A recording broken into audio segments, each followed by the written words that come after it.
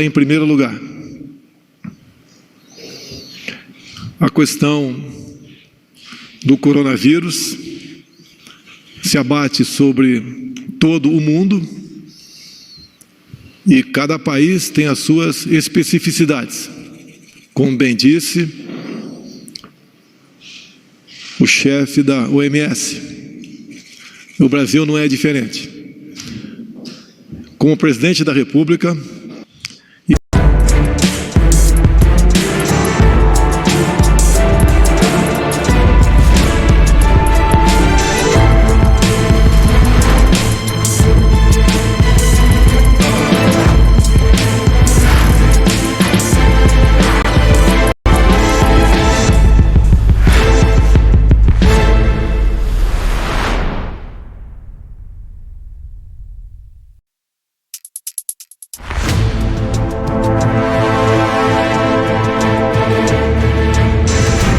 no começo da pandemia, eu me dirigi a todos os ministros e falei da vida e do emprego. É como um paciente que tem duas doenças. A gente não pode abandonar uma e tratar exclusivamente outra. Porque no final da linha, esse paciente...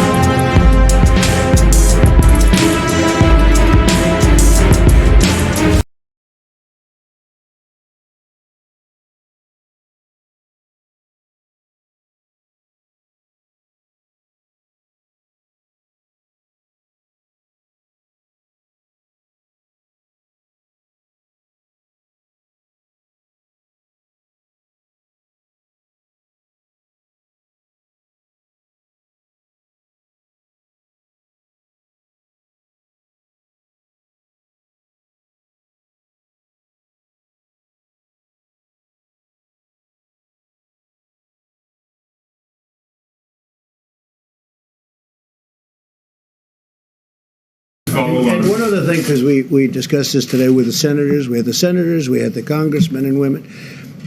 There'll be some areas of our country, wide open plains, wide open spaces, with not that many people, relatively speaking, where you're not going to have to do that. Senators were saying there is no reason to do that in certain states and certain areas where you have the wide open. In other cases, we will be doing that. So we'll be following it.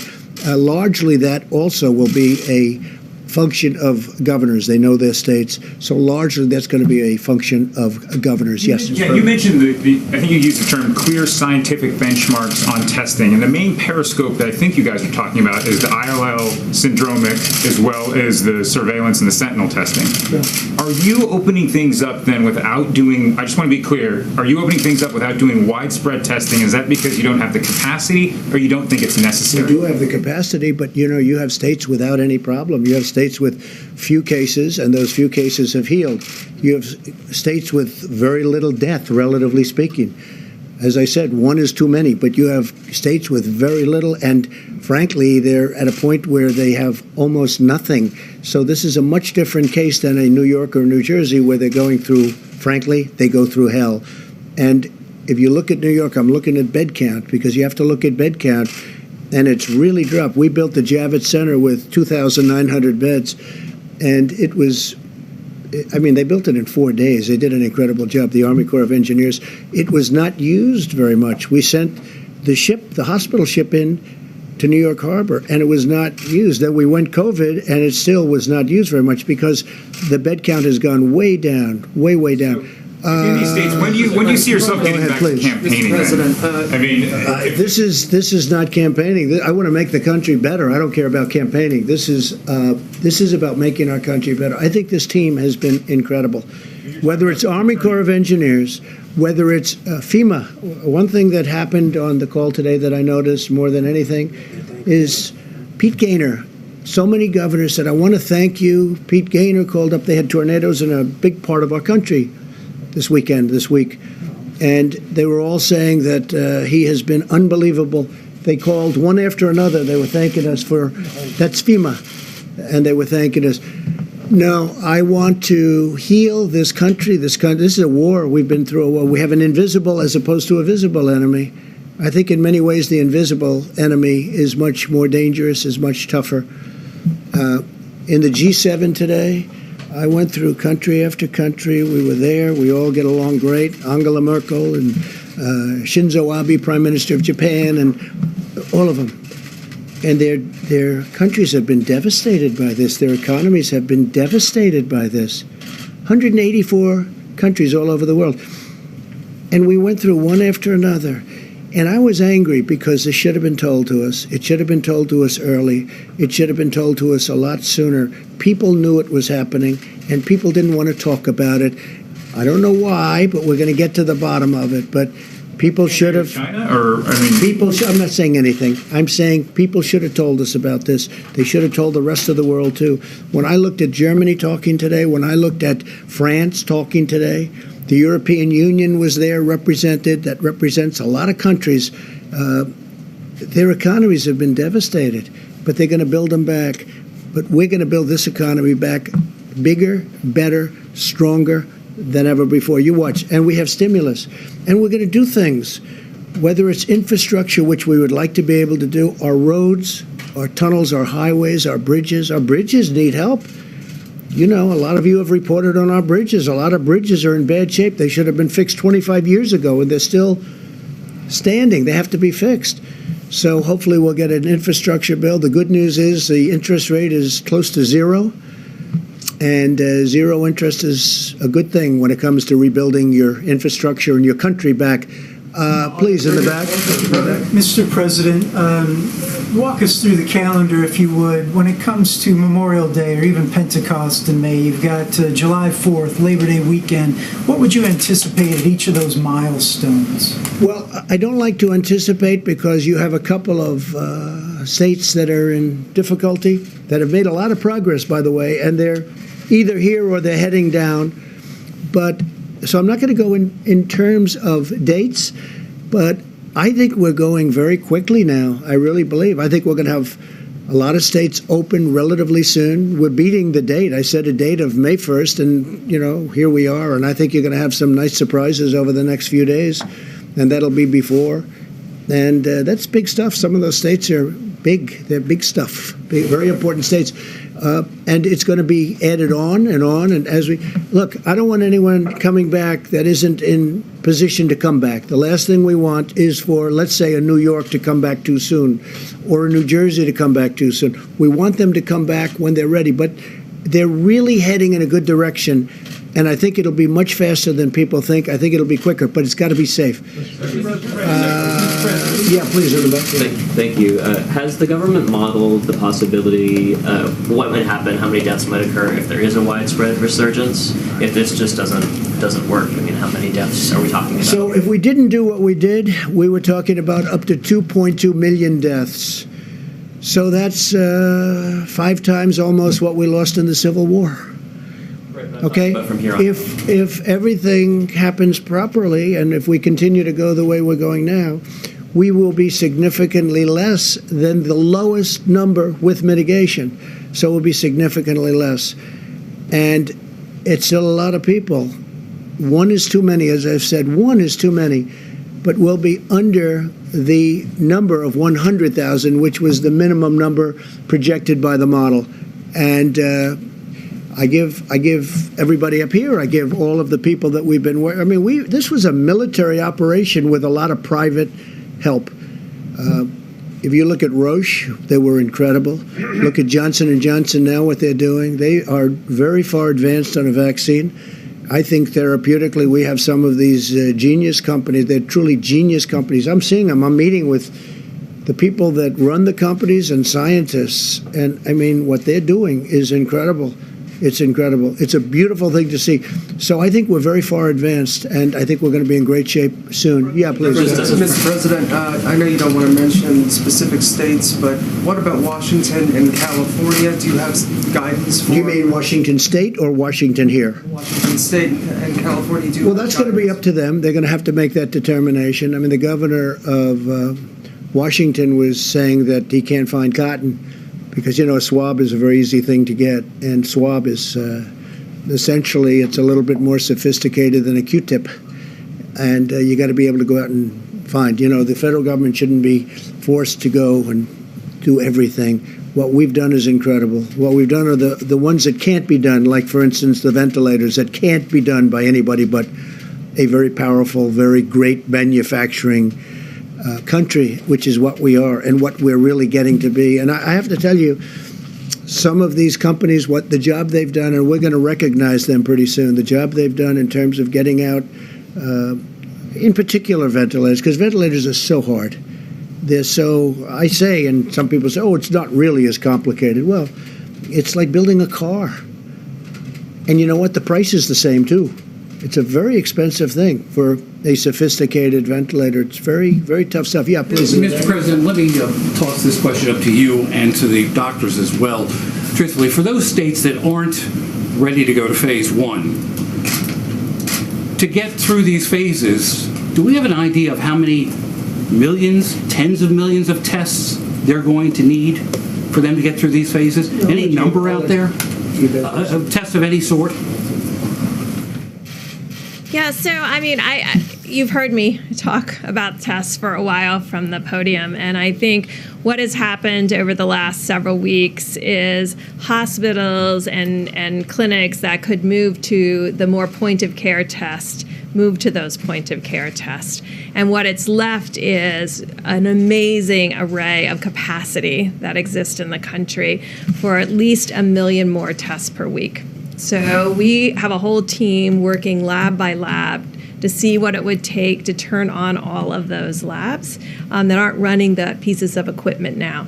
So you see in the system, I just said to you, there's 1 million more tests per week that we have tests sitting there and equipment sitting there, and now we have to really deal with each single lab to really figure out what they need. And I just want to thank Administrator Verma, Seema Verma, who went through with us, and thanks to the lab directors, they really explained to us highly technical difficulty to run some of these big pieces of equipment, because you have to aliquot the samples, you have to centrifuge, you have to put them on the machine. It takes a tech full time. At $50 a test, it wasn't enough to hire another technician to run the machine full time. So at $100 a test, it is. So those are the kinds of changes we have to make bit by bit by bit. But that alone doubles our testing capacity per week. So we're committed to work with laboratories to answer every one of their issues with the state and local governments. And I think, frankly, every conversation I have, and the governors will say, I need 5,000 people tested. And I say, well, at the University of X, there are 6,700 tests waiting for you. So it's more of making sure that every governor and every public health official knows exactly where every lab is and where the tests are, so we can create with them a real understanding so all these tests can be run. So yes, there is twice the capacity right now. You're assuring So just so you understand, just so you understand, we have tremendous testing capacity. You look at the labs; they're actually saying, "Send us." And the reason it's gone down is because we have so many other tests that, frankly, are easier because you don't have to send. They're on site. And now we have the new saliva test that just came out yesterday, which is probably the easiest of them all when you get right down to it. And I was seeing where Rutgers is involved, great school, great college, great university. And they're using that. So many people are going to want to use that. But they don't have to use the labs anymore. Labs are great, highly accurate, very, very great companies. But they're down. They have tremendous, as that goes down, you have additional capacity. We have tremendous testing capacity. And to think that a month and a half ago, we had virtually nothing. I just want to conclude, we're opening up our great country again. It's going to be over a period of time. We're working with some really great people that have become friends of mine, and I'm including Democrat governors that have really done a good job, Republican governors, most of whom I've known that have done a really good job. They're all working together. We're all with few exceptions, the relationship has been outstanding, and I want to thank Dr.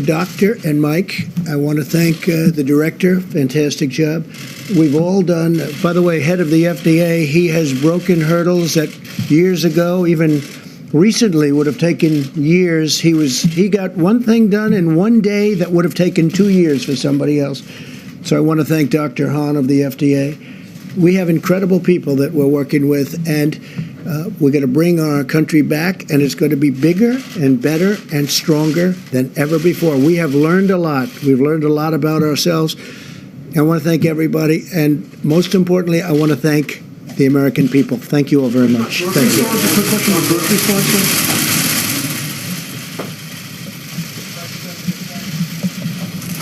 Vice President, Kroger grocery stores asked grocery personnel to be classified as secondary first responders or emergency personnel so they can get access to testing. Is that something that the federal government will be open to? We're working with all of our Okay.